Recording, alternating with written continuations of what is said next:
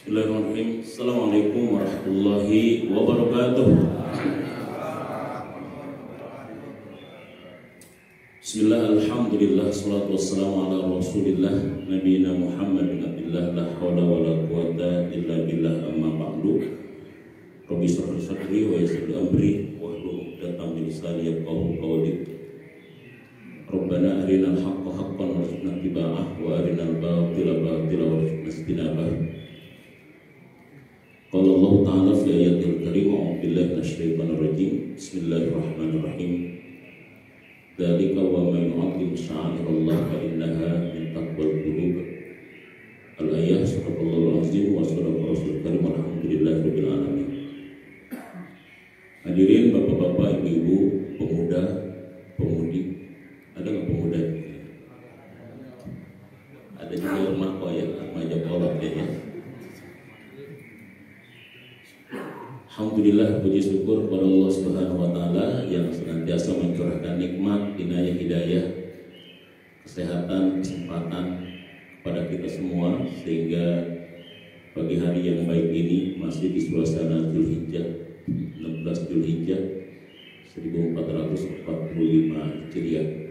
Kita masih istiqomah menjalankan ibadah sholat subuh berjamaah, kemudian kita lanjut dengan kajian ilmu dibarengi dengan yang i'tikaf, dan ditutup nanti dengan sholat subuh. Ini ibadah-ibadah yang mudah-mudahan sebagai ibadah terbaik karena berada di bulan yang terbaik, insyaallah. Semoga menjadi bekal kita di hadapan Allah Subhanahu wa taala nanti. Amin ya rabbal alamin. Shalawat dan salam semoga tercurah kepada Nabi kita Muhammad sallallahu alaihi wasallam, kepada keluarga besarnya, kepada sahabat, dan insya Allah sampai kepada kita selaku umat yang istiqomah dan setia di dalam menjalankan sunnah-sunnahnya. Amin ya rabbal alamin. Hadirin jamaah yang dirahmati Allah Subhanahu wa taala, baru saja kita menjalankan aktivitas ibadah ketaatan kita kepada Allah, yaitu ibadah kurban, dan sebagian saudara kita yang menjalankan ibadah haji. Mudah-mudahan Allah menerima kurban kita sebagai kurban terbaik di hadapannya. Allah juga mudah-mudahan menerima para hujjaj yang sedang menjalankan ibadah haji, khususnya para hujjaj dari Indonesia dan jamaah kita. Mudah-mudahan mereka kembali ke tanah air dengan membawa predikat haji-haji yang mabrur, insyaallah. Amin ya rabbal alamin. Ya, hadirin jamaah yang dirahmati oleh Allah, ibadah itu secara amaliyah, secara pengamalan dalam fikih itu ada 3 macam. Ada 3 macam jenis ibadah, anwa'ul ibadah, jenis-jenis ibadah. Dari sisi implementasinya, dari sisi amaliyahnya ada 3. Pertama, ada yang disebut dengan al-ibadah al-qalbiyah, ibadah hati. Ibadah hati ini memang dasarnya allati tuaddi asluha bil qalbi atau fil qalbi. Asal pelaksanaannya memang dari hati. Ini sisi implementasi, sisi pengamalan. Itu namanya ada al-ibadah al-qalbiyah, ibadah hati. Ibadah hati itu seperti halnya yakin, iman itu ibadah hati. Al-mahabbah, cinta itu ibadah hati. Al-khosyah, takut itu ibadah hati. As-sabru, sabar. Ar-ridho, ridho. Al-qanaah, as-syukru, at-tawakkal, itu namanya ibadah-ibadah hati. Al-ibadah al-qalbiyah, ibadah hati. Dan ibadah hati ini sebetulnya menjadi penentu terhadap ibadah-ibadah hati. Karena manusia itu sebetulnya kan fisik ini kan casingnya.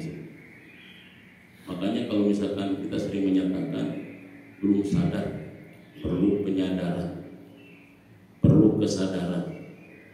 Kira-kira yang harus disadarkan itu dari manusia itu apanya kan? Jadi kita ketika bicara disadarkan dari manusia itu apa? Ya. Manusia ini kan kalau misalkan kita lihat komponennya kan banyak. Ada komponen fisik gitu. Apakah yang harus kita sadarkan fisiknya? Kan tidak. Ada komponen akal, komponen hati, ya kan? Komponen ruh gitu. Jadi ketika kita bicara tentang perlu disadarkan, apa yang harus disadarkan?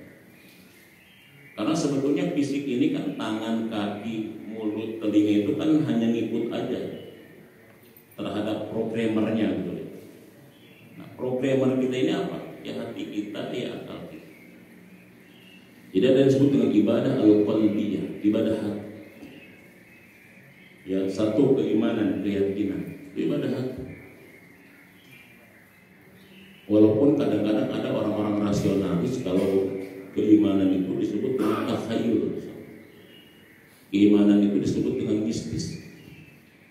Nggak bisa juga seperti itu.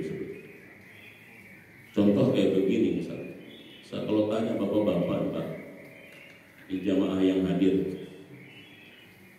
kalau misalkan saya tanya, kira-kira uang yang saat ini bapak miliki kalau dipakai untuk biaya hidup buat berapa lama kira-kira?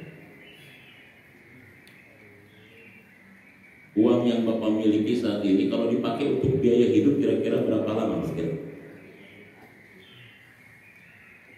Hah? 2 hari. Ada lagi berapa? Pak Rahim seminggu, uangnya gedean dikit yang itu. Yang ini 2 hari ya.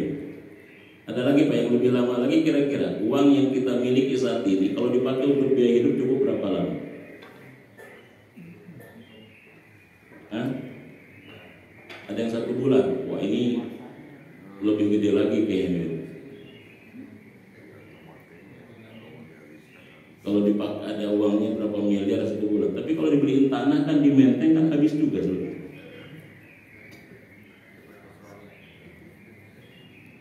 Ya, artinya sebetulnya uang yang kita miliki saat ini kalau dipakai biaya hidup itu kan cukup untuk paling 1 minggu habis. Tapi doa bapak dan ibu kira-kira minta umur panjang, minta umur pendek kira-kira. Minta hidup lama, minta hidup sebentar kira-kira. Kenapa? Padahal uangnya cukup untuk 2 hari. Kalau tahu secara matematik, secara ekonomi, secara statistik, uang yang dimiliki cukup 2 hari, kenapa mintanya sama Allah hidup apa? Panjang. Orang 2 hari habis semua. Jadi yang menyebabkan bapak berani mengatakan minta umur panjang, minta hidup lebih lama, padahal uangnya dihitung secara matematik cuma cukup 2 hari, apa yang menyebabkan keberanian itu kira-kira? Keyakinan. Keyakinan. Jadi kalau dihitung matematiknya uang kita cukup 2 hari, tapi kita mintanya sama Allah hidupnya panjang, hidupnya lama. Apa yang menyebabkan bisa seperti itu? Padahal secara matematik uang bapak habis 2 hari karena keyakinan. Jadi keyakinan itu adalah merupakan bagian daripada ibadah hati. Dan manusia kata Nabi kalau sudah tidak memiliki keyakinan ini berbahaya. Berbahaya. Tapi orang Islam yang yakin ini, dalam perspektif orang-orang yang rasionalisme, yang ideologis, seolah-olah ini ada perkara sesuatu yang mistis, tahayul, khurafat dan lain sebagainya.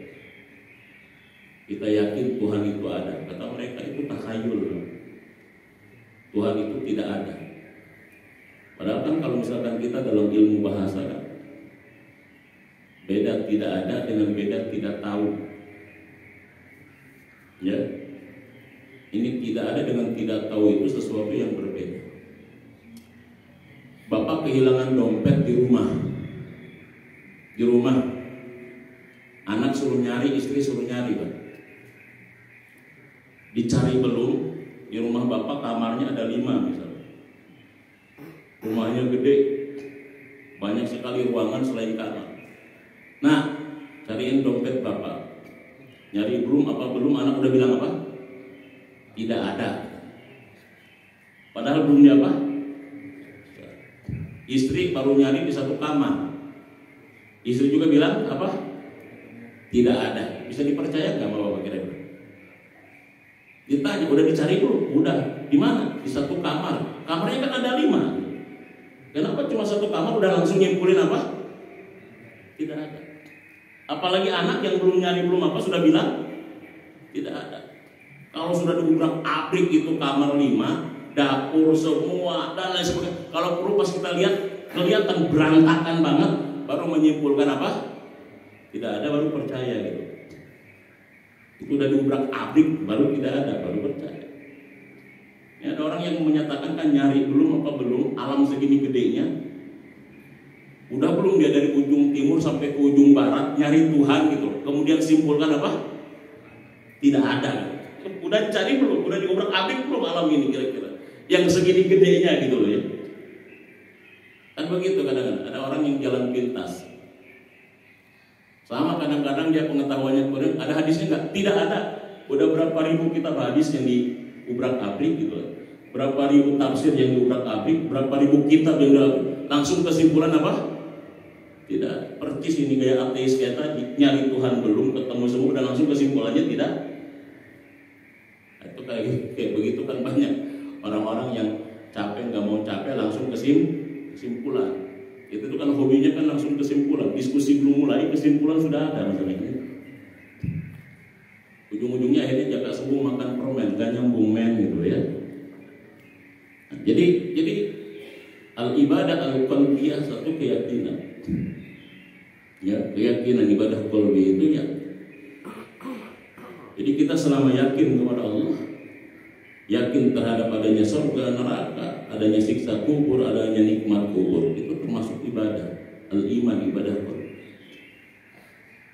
Ya, ibadah qalbi juga adalah al-mahabbah, cinta. Ada seorang murid mau belajar ke seorang ahli tasawuf. Mau belajar dia ke ahli tasawuf, ke seorang sufi. Ketika dia mau belajar tasawuf sama seorang sufinya ditanya dulu, apakah kamu sudah pernah jatuh cinta? Kata si orang yang mau belajar tasawuf tadi, aku belum pernah merasakan jatuh cinta. Nanti dulu kalau begitu, kamu belum bisa belajar tasawuf kalau kamu belum pernah merasakan apa? Jatuh cinta. Kira-kira yang hadir di sini pernah merasakan jatuh cinta? Hah? Kalau sudah pernah merasakan jatuh cinta, itu levelnya sudah bisa naik, langsung jadi sufi nantinya. Kan begitu. Kalau kita belum pernah merasakan jatuh cinta, susah kita untuk belajar sufi. Karena cinta itu belajar rasa. Belajar apa? Belajar rasa. Makanya beda orang yang sendirian dengan orang yang kesepian. Jadi kesendirian itu bicaranya fakta, kalau kesepian itu bicaranya rasa. Kalau sendirian bicara apa Pak? Fakta. Kalau kesepian bicara apa?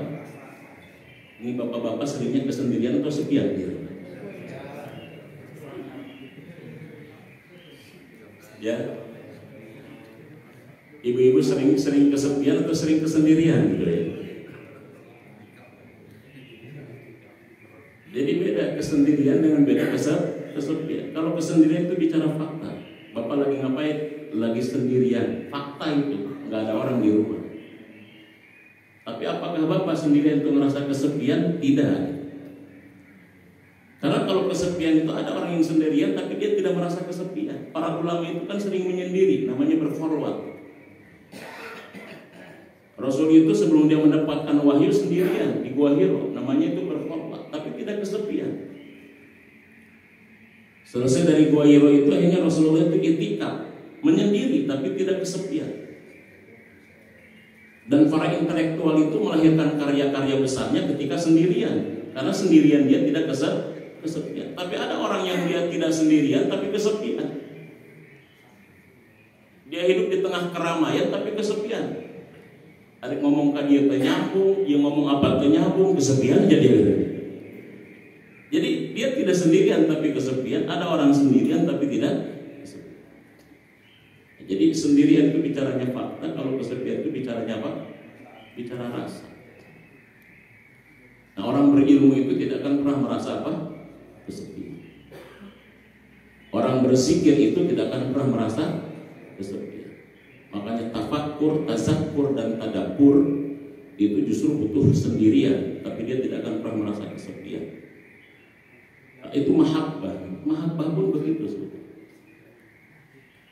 Karena esensi daripada mahabbah itu kan bagaimana kita menekan ego kita demi sesuatu yang kita cintai. Jadi cinta itu pada esensinya adalah menghilangkan ego kita demi sesuatu yang dicintai. Ego kita itu pengennya masih tidur, tapi karena kita cinta sama Allah, kita datang subuh-subuh. Ego kita itu sebetulnya pengennya setelah sholat subuh itu di rumah sambil ngopi, liatin handphone, tapi kita redam ego kita demi cinta, maka kita duduk di sini. Ego kita itu pengennya memiliki, tapi kan Allah uji kita dengan cara berkorban. Jadi sebetulnya Allah tidak menghendaki tentang penyembelihan terhadap Ismail. Allah tidak mengajarkan Ibrahim untuk menjadi jagal, tapi Allah hanya ingin membunuh ego Ibrahim terhadap kepemilikan Ismail. Dengan itu Allah uji sebetulnya sejauh mana ego dia dengan cintanya kepada Allah. Jadi cinta itu pada prinsipnya adalah bagaimana kita meredam, mengalahkan ego demi yang kita cinta. Kan Bapak juga begitu ketika merayu calon istri yang sekarang jadi istri. Lautan kanku seberang gunung kanku dan ngomongnya megah. Kalau cinta kan begitu, itu namanya mahabbah. Jadi ada seorang murid mau belajar tasawuf, kepada gurunya dikasih saran, apakah kamu pernah jatuh cinta? Belum, wahai guru. Kalau gitu nanti jatuh cinta aja dulu, baru kau bisa sampai kepada konsep mahabbah. Makanya bahasanya jatuh cinta. Jatuh itu menunjukkan di luar dari kontrol kita. Kan orang jatuh itu kan kesalahan di luar kontrolnya. Makanya kalau sudah jatuh cinta jangan dilawan, Pak. Berat kita. Cukup aku saja yang mengalami. Nah, itu istilahnya. Ini namanya al-ibadah al-qalbiyah, masuk al-mahabbah. Nah, jadi ini harus ada kajian khusus ya tentang bagaimana al-ibadah al-qalbiyah. Karena kita kalau nggak pakai ibadah ini Pak juga nanti apa namanya hampa gitu ya. Hampa, kering nanti. Nah, termasuk ridho, termasuk sabar itu ibadah qalbiyah. Sabar. Makanya ibadah qalbiyah itu cukup diam saja tapi pahalanya gede. Ya. Cukup diam saja tapi pahalanya besar. Sabar itu kan diam. Jadi Bapak bisa mendapatkan pahala yang besar, dosa terus berkurang tanpa melakukan apa-apa. Itu ibadah qalbiyah. Tanpa melakukan apa-apa, cukup diam tapi pahala nambah terus, tapi dosa ngurangan terus. Mau nggak Pak kira-kira? Tanpa melakukan apa? Diam, difitnah diam, digibahin diam, dicaci diam hebat. Pahala nambah terus, dosa ngurangin terus. Itu aja diam, itu ibadah. Bisa nggak Pak kira-kira gitu? Bisa nggak Bu? Termasuk ridho itu diam nggak Pak? Ridho itu diam, ridho, rela diam. Dikasih uang belanja sama suami 500.000 sehari, ridho. 200.000, ridho. 50.000, ridho. Nggak dikasih uang belanja, ridho. Pahalanya gede itu kan. Diam aja pokoknya itu ibadah hati. Tapi ibadah hati ini memang berat. Ya berat walaupun dia tidak melakukan apa. Nah, yang kedua adalah ibadah jasadiyah bil jawarih. Ya, inti pelaksanaan ibadah ini memang dengan fisik. Intinya dengan fisik. Sholat, puasa, jihad. Nah, ini namanya ibadah fisik. Jadi dalam Islam itu karena ada ibadah fisik, maka segala hal untuk menguatkan fisik agar bisa jadi ibadah, asal bisa buat ibadah itu jadi pahala. Olahraga supaya fisik saya sehat sehingga saya bisa sholat berlama-lama, itu olahraga jadi pahala. Saya makan supaya fisik saya sehat sehingga saya bisa menyempurnakan ibadah, itu makannya bisa jadi apa? Jadi pahala. Al-amru bi syai'in amrun bi wasailihi. Perintah perintah terhadap satu perkara, berarti perintah kepada perantara agar kita bisa menjalankan perkara itu. Nah, itu ibadah fisik juga adalah ibadah sholat. Makanya sholat tidak perlu pakai duit, tidak perlu, cukup pakai fisik. Nggak ada alasan. Kenapa bapak jarang ke masjid? Belum gajian, saya nggak punya uang. Nggak ada alasan. Makanya sholat ini dijadikan sebagai tiang agama. Tiang agama, karena kalau sholat ini sudah ditinggalkan, maka dia pasti akan merubuhkan agama dan meninggalkan semua bentuk-bentuk syariat lain. Karena sholat ini tidak butuh pengorbanan yang lain, Pak. Dia cukup fisik, dan itu pun gak lama-lama pengorbanan fisiknya sudah 10 menit sudah selesai. Makanya Nabi mengatakan as-sholatu imaduddin. Sholat ini tiangnya agama. Siapa yang menegakkan sholat menegakkan agama, siapa yang meninggalkan sholat meruntuhkan agama.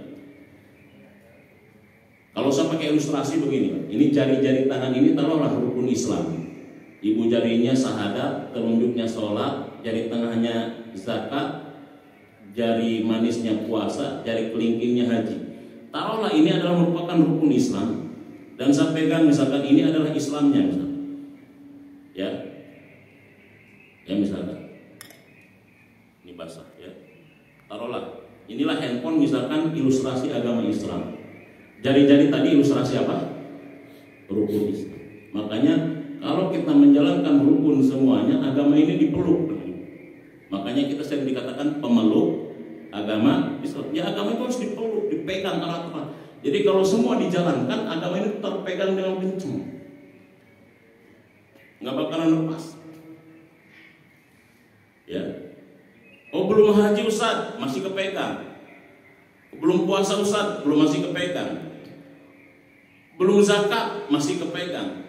Tapi kalau sudah tidak sholat, lepas nggak kira-kira? Pelan-pelan lah, takut Ustaz. Mending kalau diganti sama DKI. Enggak sholat, telunjuk, jatuh dia, nggak kepegang. Jadi kalau dia tidak puas, tidak haji, masih kepegang, tidak puasa, masih tidak zakat, masih kepegang. Tapi kalau sudah tidak sholat, jatuh, nggak kepegang. Makanya sholat itu tiang agama.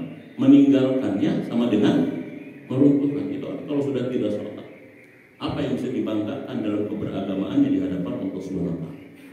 Makanya terkait sholat ini Nabi SAW sangat keras. Usia 7 tahun diperintahkan sholat, 10 tahun padahal belum sampai balik menurut Imam Syafi'i dan imam yang lain. Tapi Nabi katakan pukul kalau 10 tahun sudah tidak mau sholat.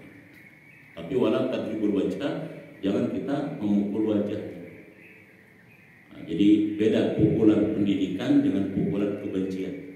Makanya seorang ayah, seorang ibu, ya walaupun dia ada keras fisiknya kepada anak, tapi anak tetap mencintainya. Kenapa? Karena dia merasakan pukulan cinta dengan pukulan apa? Pukulan benci. Nah, jadi pukulannya bisa sama, Pak, tetapi motivasinya yang membedakan sehingga efeknya bisa berbeda. Jadi begitu. Itu namanya ibadah fisik. Haji, ya, ibadah fisik. Puasa, sholat, puasa, dan juga jihad. Hanya Nabi mengatakan al-mu'minul qawiyyun khairun wa ahabbu ilallah minal mu'minid dha'if. Seorang mukmin yang kuat, ya, itu lebih baik dan dicintai Allah daripada seorang mukmin yang lemah. Kuat di sini isim nakirah, ya. Bukan hanya kuat secara fisik, tapi juga kuat mentalnya, kuat jiwanya, kuat fisik. Karena fisik yang kuat tidak dibarengi dengan mental yang kuat, itu juga akan rapuh, ya. Kata Habib Nurmagomedov itu, yang menyebabkan dia juga kuat, tidak terkalahkan, walaupun bisa jadi secara fisik kawan lawannya itu prima, karena dia memiliki kekuatan mental.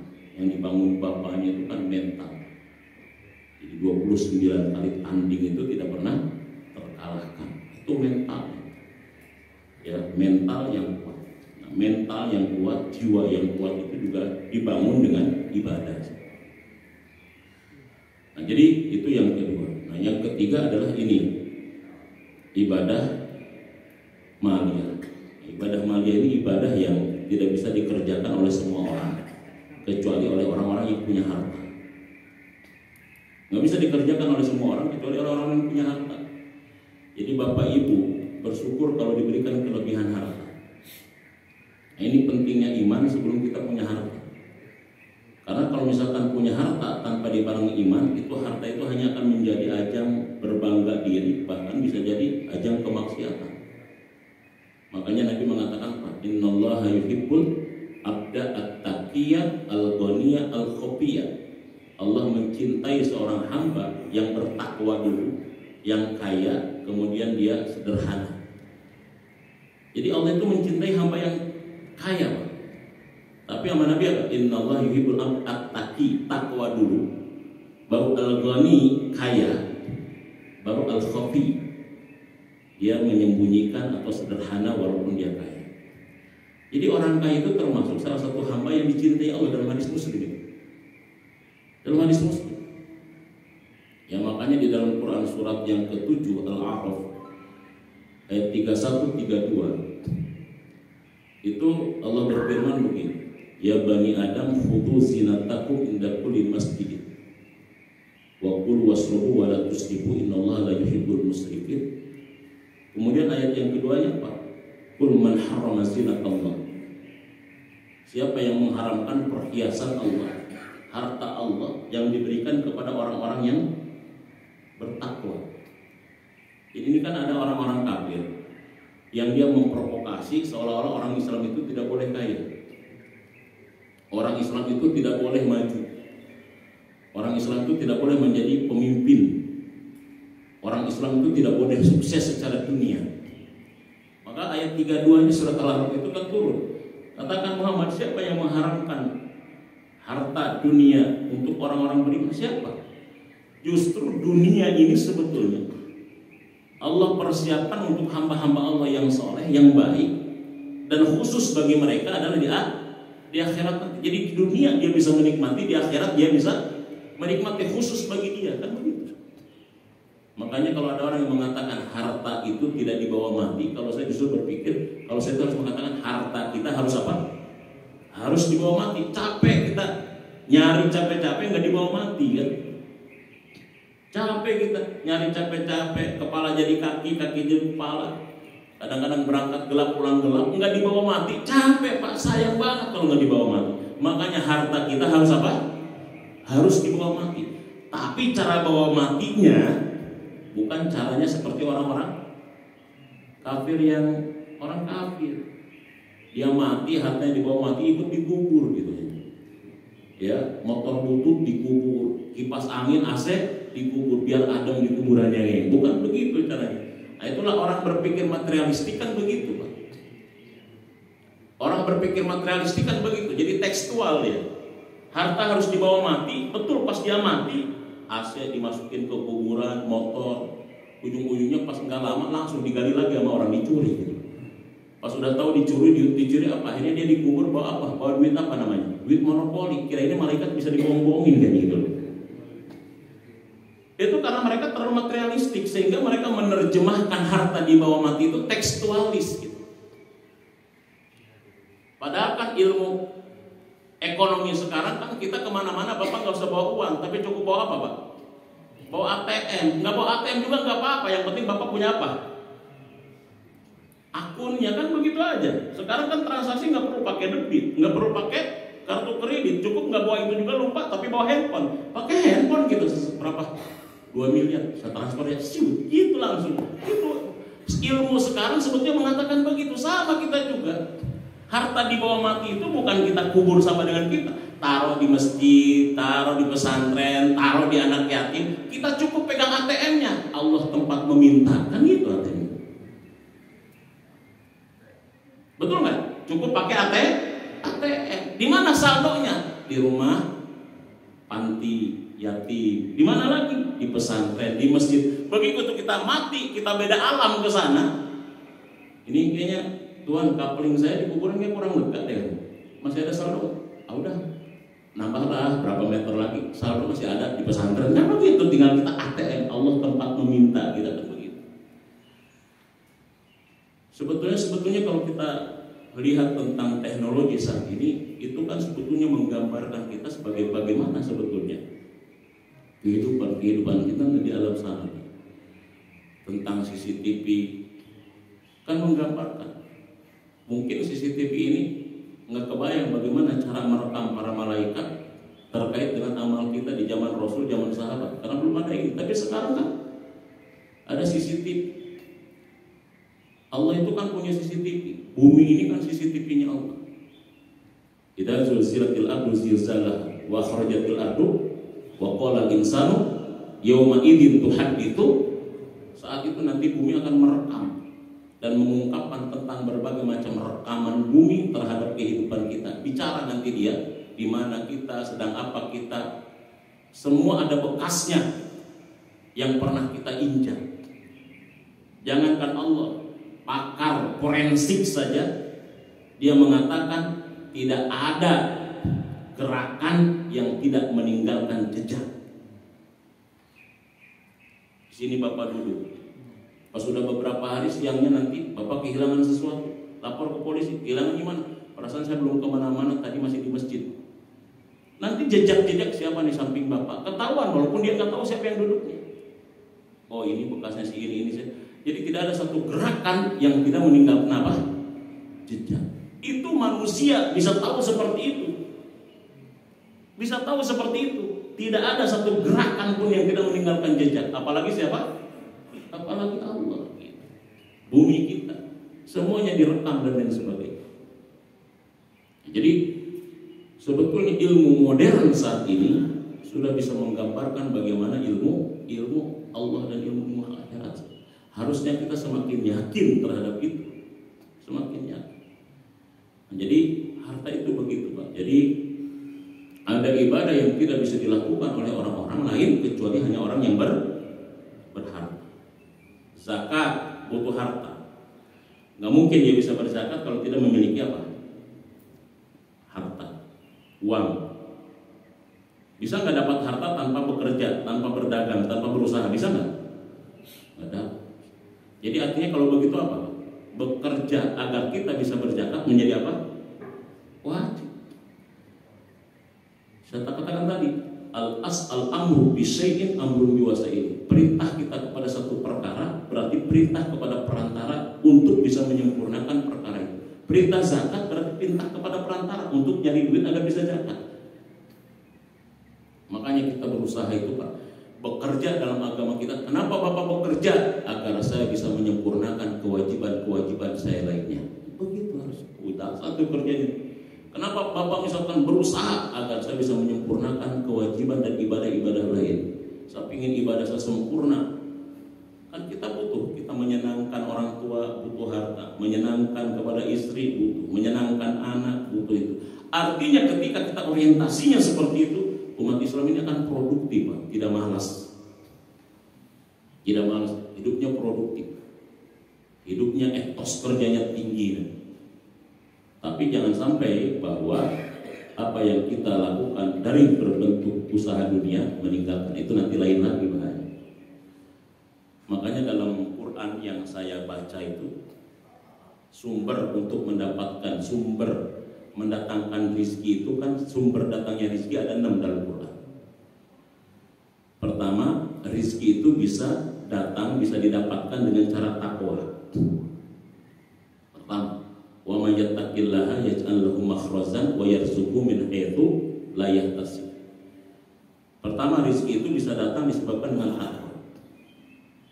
Yang kedua, rizki itu bisa datang disebabkan karena tawakal. Wa may yatawakkal 'ala Allah bahwa hasbuh. Siapa yang bertawakal kepada Allah maka itu Allah akan cukupi kebutuhan hidup. Yang ketiga, rizki itu bisa datang dengan cara sholat. Wa'mur ahlaka bis-shalah wastabir 'alaiha. La nas'aluka rizqan nahnu narzuquka.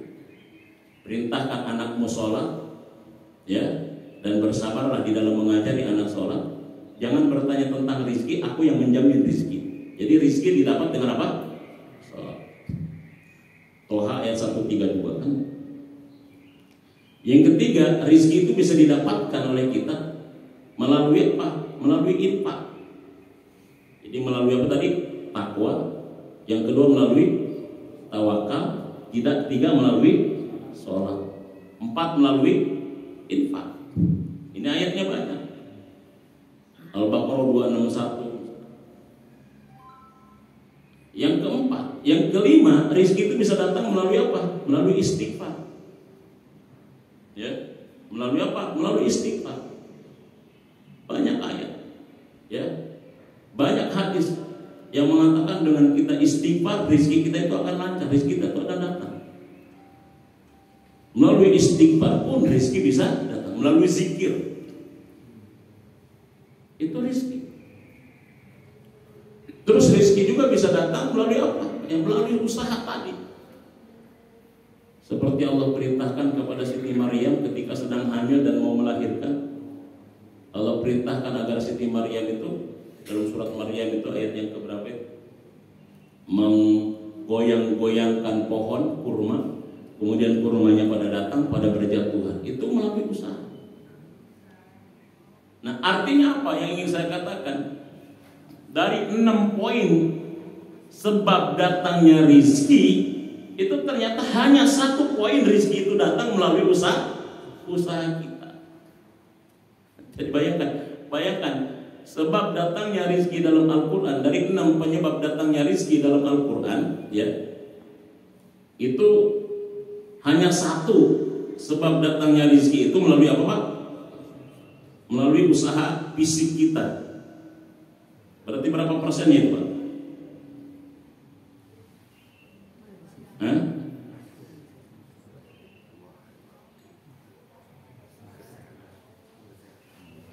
Berapa persen? Hah? 6, 1 dari 6 berarti berapa persen, Pak? Berarti 12%, 17. Berarti 93%-nya rezeki itu didapat dengan apa? Dengan ketaatan berarti kan. Betul nggak? Kalau begitu, coba nanti dicek lagi. Melalui apa pertama tadi? Melalui apa rezeki datang? Takwa. Yang kedua melalui apa? Tawakal. 3, sholat. 4, infak. 5, istighfar. 6, usaha fisik kita. Berarti dari 6 cuma 1. 93% rezeki justru datang melalui ketaatan. Hanya 12% berarti rezeki itu datang melalui apa? Tapi banyak manusia, kenapa dia yang 12% itu mengabaikan yang 98%. 17 ya, 93%. Kenapa yang 17% sampai mengabaikan yang 93%?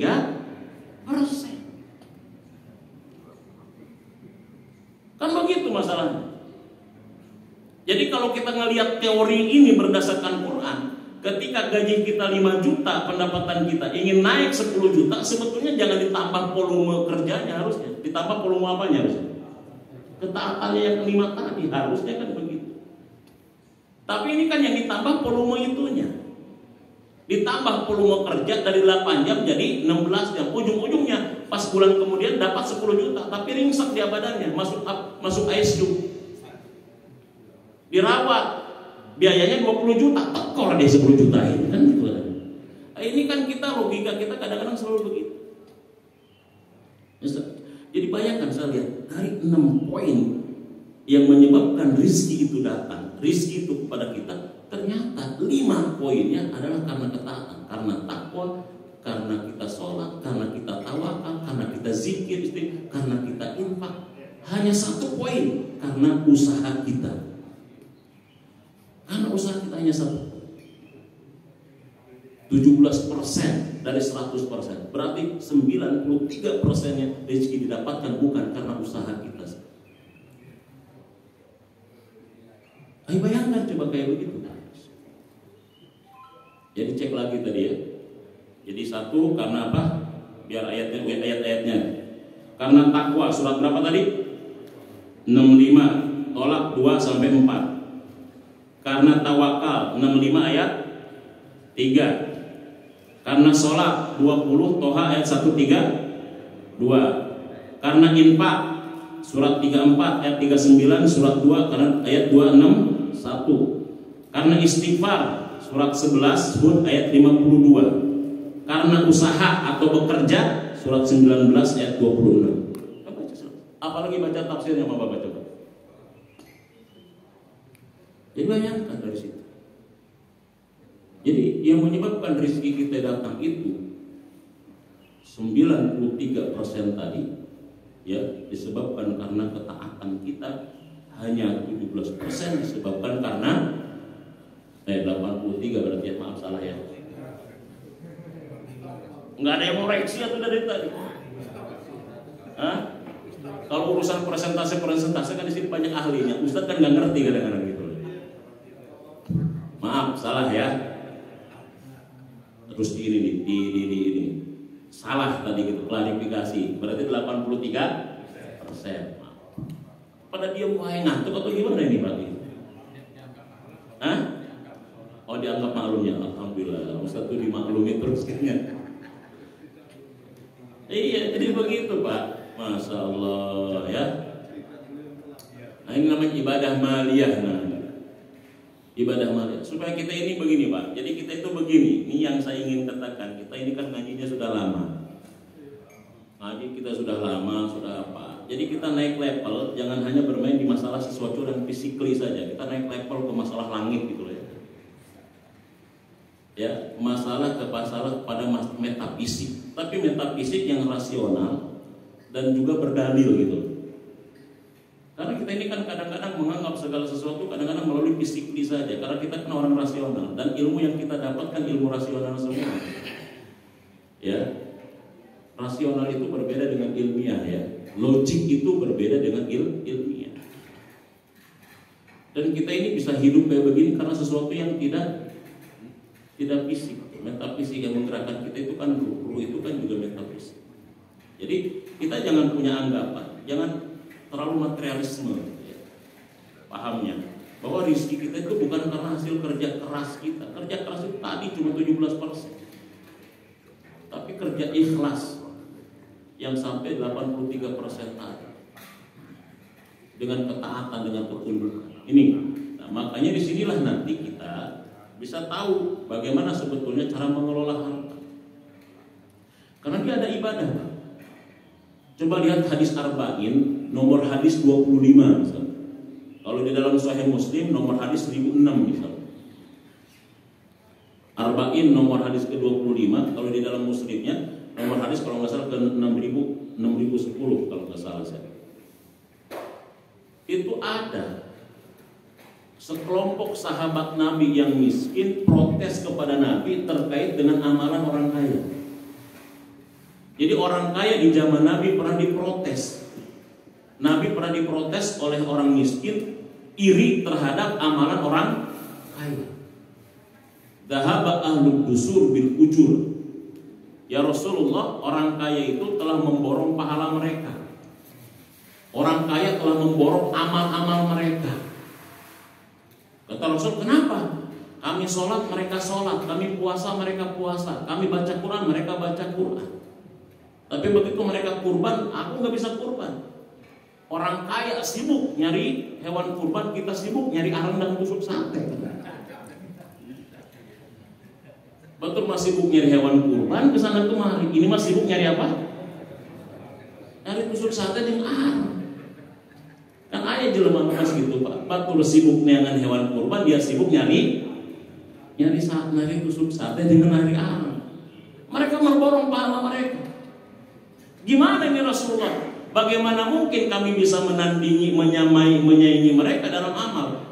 Kami sholat, mereka sholat. Kami puasa, mereka puasa. Kami baca Quran, mereka juga baca Quran. Tapi begitu mereka kurban, zakat, wakaf, infak, haji, kami nggak bisa ngapa-ngapain.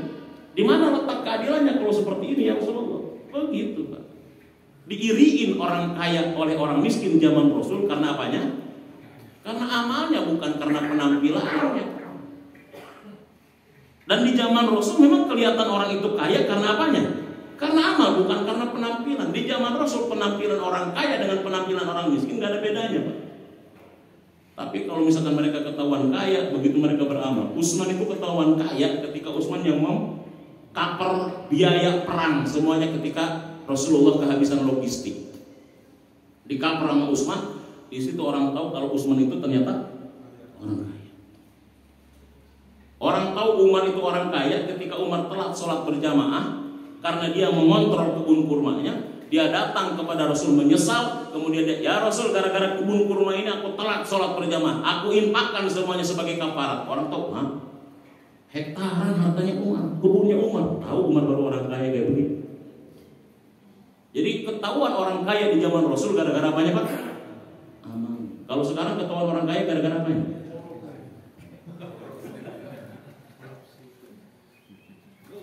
Kaya gara-gara itu.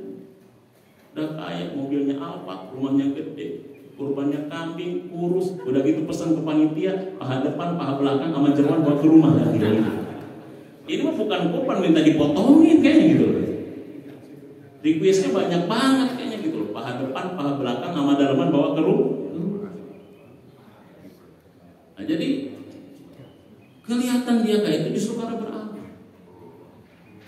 Ini namanya al-ibadah al-maliyah. Dhahaba ahlud dusur bil ujur. Ya Rasul, orang kaya memborong pahala mereka ya Rasul. Bagaimana?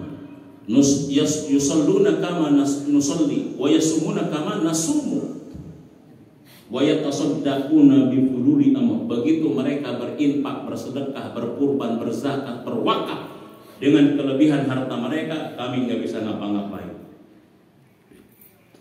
Nah, begitu Pak. Tapi Rasulullah orang yang bijaksana, orang yang cerdas. Rasulullah mencoba menenangkan mereka dengan jawaban yang memuaskan bagi orang miskin. Apa kata Rasulullah? Awalaysa qad ja'alallahu lakum ma tasaddaqun. Bukankah Allah juga telah menjadikan apa yang kamu miliki sebagai sarana untuk sedekah? Apa itu ya Rasulullah? Inna bi kulli tasbihatin shadaqah. Tasbih kamu jadi sedekah. Tahmid kamu sedekah. Tahlil, takbir kamu sedekah. Kamu ngajak orang berbuat baik sedekah. Kamu cegah orang berbuat mungkar sedekah. Bahkan kamu berhubungan suami istri dengan istrimu adalah sedekah. Masya Allah. Di situ orang miskinnya sumringah setelah dapat penjelasan dari Allah. Sumringah. Ada yang satu kurang paham. Dia mengkonfirmasi, mengklarifikasi, minta lebih jelas. Ya Rasul, emang kalau saya menyalurkan syahwat saya itu jadi sedekah? Kata Rasul, bagaimana kalau kamu menyalurkan syahwat kamu kepada yang haram, dosa enggak? Dosa Rasul. Begitupun kalau kamu menyalurkan syahwatmu kepada yang halal, maka itu jadi pahala. Baru dia tersenyum. Asik kalau begitu sedekah. Pemajikan keren nyuci, mah mau sedekah, sedekah gitu. Nah, inilah bedanya sedekah dengan bedanya infak. Kalau infak harus dengan materi, kalau sedekah tidak mesti harus dengan materi. Senyum sedekah, ngajak orang kebaikan sedekah, itu sedekah.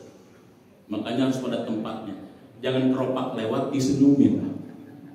Keropak lewat senyum, keropak lewat senyum. Sahabatnya di samping lagi coba tanya, Bapak setiap keropak lewat senyum, kamu nggak ngaji sih sama Ustaz? Kata Ustaz, senyum adalah sedekah. Ini kayaknya ngajinya nundutan kayaknya. Kalau keropak lewat infak, kalau sedekah dalam bentuk senyum ke orang. Sedekah itu begitu. Jadi sedekah itu banyak. Makanya sedekah bisa dengan ilmu, bisa dengan yang lain dan lain sebagainya. Ini hadirin jamaah. Tadi udah masuk di surga. Udah masuk surga. Berapa menit lagi, Pak? Nah, ini 3 bentuk ibadah. Jadi oleh karena itu maksud saya Bapak. Jadi ketika kita hadirin Bapak Ibu diberikan kelebihan, justru kita bisa menjadi lebih dibandingkan orang lain karena memiliki harta. Makanya dalam Quran kedudukan harta itu ada 4. 1, harta sebagai zina, perhiasan. 2, harta sebagai fitnah, ujian, cobaan. 3, harta sebagai wasilatul ibadah. Ya, wasilatul ibadah itu artinya sarana ibadah. Yang keempat, harta itu sebagai bentuk malullah. Pemilik mutlak harta adalah Allah. Jadi pemilik mutlak harta adalah Allah. Jadi kita itu bukan pemilik mutlak harta. Pemilik mutlaknya adalah Allah. Makanya harta itu harus digunakan sesuai dengan ketentuan Allah. Harta itu yang kita berikan kepada orang pun adalah bagian daripada apa? bagian daripada harta Allah yang dititipkan kepada kita. Jadi kalau kita sadar pemilik mutlak harta Allah adalah kita, itu kan intinya begini Pak. Kenapa kita jadi pelit itu? Karena kita tidak siap kehilangan dengan kepemilikan. Karena kita ini kadang-kadang merasa memiliki, itu masalahnya. Selalu merasa memiliki. Karena kita merasa memiliki, sehingga ketika kehilangan kita tidak siap. Padahal dalam hal ini kita bisa gunakan filosofis tukang parkir. Tukang parkir kita bisa gunakan filosofis tukang parkir. Tukang parkir walaupun banyak mobil bagus parkir di tempatnya itu Pak, tidak menyebabkan dia bangga dan sombong. Begitu itu mobil diambil oleh para pemiliknya, dia pun senang Pak. Betul nggak? Cuma dikasih duit 2.000 dia senang. Jadi dalam kaitan dengan masalah harta, poin yang keempat itu kita disadarkan pemilik mutlak itu adalah, makanya kita bisa gunakan filosofis tukang parkir. Tukang parkir kan punya banyak mobil yang di tempat dia parkir nggak sombong, diambilin satu-satu oleh pemiliknya tidak marah dan putus asa. Jadi makanya kita belajar ke tukang parkir tuh. Ada Alfa, ada Pajero, ada apa? Dia biasa aja, dia tetap dia pegang priwit dia. Nah, diambilin satu-satu, dia juga tidak merasa kehilangan, dia tidak merasa berat. Ambil. Sama kita itu begitu. Makanya saya sering mengatakan bahwa kenapa kita ketika diberikan sesuatu kita mengucapkan terima kasih. Filosofis daripada terima kasih, di mana kita terima kita pun harus kasih, terima kita harus kasih, terima kita harus kasih, kan begitu. Ya bapak-bapak kan pernah ya sering jalan ke mana, ke Jordan. Di Selat Jordan itu kan ada namanya laut apa? Laut mati. Kan begitu. Kalau kata si komen, kenapa itu laut mati? Kongwa yang bunuh katanya gitu ya. Tapi kan kenapa ada laut mati? Laut mati itu kan kenapa disebut laut mati? Nggak ada tanda kehidupan. Nggak ada kehidupan. Kenapa nggak ada kehidupan? Konon karena kadar garamnya tinggi. Kenapa kadar garamnya tinggi? Disebabkan laut itu menerima aliran sungai, aliran air dari berbagai macam sungai, tapi dia tidak mengalirkan air itu. Sehingga sungai dari berbagai air dari berbagai macam sungai itu ngalir ke laut mati. Kemudian dia tidak alirkan lagi. Kemudian kadar garamnya tinggi. Kadar garam tinggi amat sangat pahit terhadap air itu. Dengan kadar garam yang tinggi sehingga tidak ada kehidupan. Tidak ada kehidupan, disimpulkan, nah itu namanya laut apa? Laut mati. Sama kita juga begitu. Kalau nerima nggak dialirkan bisa mati. Makan nggak dikeluarin Pak, bisa melebek gitu. Makan terus, keluarin kakak, kembung, ujung-ujungnya mati kita. Dan hanya air yang mengalir yang tetap kelihatan segar dan jernih, dan hanya air yang terdiam akan cepat bau, keruh, dan menjadi sumber penyakit. Makanya bapak kan di rumah kan kalau misalkan pakai kolam kan pasti pakai sirkulasi. Coba jangan dinyalain sehari aja. Apa? Beku? Kumuh, kotor, bau, makanya dialirin terus. Coba kalau misalkan kita sedang melihat apa kolam di rumah teh, oh iya ya filosofisnya, pantesan ini jernih terus. Kalau macet, kalau mati bisa butek, bisa apa? Saya juga begitu ya. Kenapa saya sekarang hidup makin dicik? Karena itu kita. Jadi coba kita itu semua yang kita lihat jadikan pelajaran, harus jadi pelajaran. Nah, itu namanya orang yang mendapatkan hikmah. Kalau orang dikasih hikmah oleh Allah, yu'til hikmah may yasha wa man yu'tal hikmah faqad utiya khairan katsira. Orang kalau sudah dikasih hikmah, dia telah diberikan kebaikan yang sangat banyak. Itulah orang-orang para ulama itu, apa yang dipandangnya selalu mengambil apa? Menjadi hikmah. Jadi hikmah. Ya, jadi begitu, Pak. Jadi apa yang kita lihat jadi gini nih. Kalau kita belajar deep thinking, deep thinking itu berpikir mendalam. Penutup ya. Jadi hidup ini kan rangkaian makna sebetulnya. Hidup ini rangkaian apa? Rangkaian makna, tergantung bagaimana cara kita melabelinya makna itu. Udah agak filosofis ya. Jadi hidup ini rangkaian makna, tergantung bagaimana kita melabeli makna-makna itu. Ada atau hidup ini adalah rangkaian peristiwa, bagaimana kita melabeli setiap peristiwa. Tinggal melabeli aja, Pak. Misalkan kita gini, gagal, peristiwa bukan gagal itu, Pak. Oke, peristiwa. Gimana kita melabeli peristiwa itu? Apakah kegagalan itu menjadi kita jadi putus asa, atau kegagalan itu menjadi kita kuat? Tergantung kita labelinya mau apa. Wah, ini kegagalan saya, bang, saya kayaknya nggak ada bakat sukses deh. Urat saya kan urat gagal deh. Ya putus asa dia. Tapi kalau dia labeli kegagalan adalah merupakan keberhasilan yang tertunda. Dilabeli, ini adalah keberhasilan yang bergerak lagi, berusaha lagi. Jadi hidup itu tergantung kita mau labeli apa terhadap makna dan peristiwa yang kita alami. Kan begitu masalah. Bahasa umumnya positive thinking, bahasa umumnya kan begitu. Tapi lebih mudahnya bagi marketing, labelin aja gitu. Kan sebetulnya kadang-kadang maaf. Nih, handphone kita fungsinya sama. Xiaomi, Samsung sama. Nelpon, WA, internet. Yang Samsung 20 juta, yang ini 2 juta. Cuma orang bisa ngelabeli. Ini dilabelin Samsung, ini dilabelin, gara-gara label jadi apa? Ini kan urusan melabeli aja sebetulnya hidup ini kan. Nah, sama kita terhadap makna dan peristiwa yang kita lakukan itu bisa-bisa kita bagaimana melabeli. Nah, pertanyaannya, melabeli sesuatu yang baik bersumber dari hati dan pikiran yang baik. Makanya kalau saya, Pak, begini, Pak, ilmu yang dari Allah semuanya baik. Saya begitu. Pertanyaannya, kenapa Ustaz? Ada orang yang berilmu kok buruk dia? Itu jangan salahkan ilmunya, salahkan orangnya. Kenapa? Pak, ini sekalipun wadahnya isinya adalah susu, tapi kalau gelasnya ada racunnya, kira-kira menyehatkan saya atau menyakitkan saya kira-kira? Hah? Ustaz, ini susu, Ustaz. Susu paling mahal. Susu bikin sehat. Tapi gelasnya ada apanya? Ada racunnya. Kira-kira bikin saya sehat, bikin saya sakit? Yang menyebabkan saya sakit karena susunya atau karena gelasnya? Bapak dapat ilmu dari banyak guru. Nggak mungkin guru ngajarin guru, tapi hatinya kotor, hatinya rusak, pikirannya rusak. Ilmu yang keluar jadi rusak.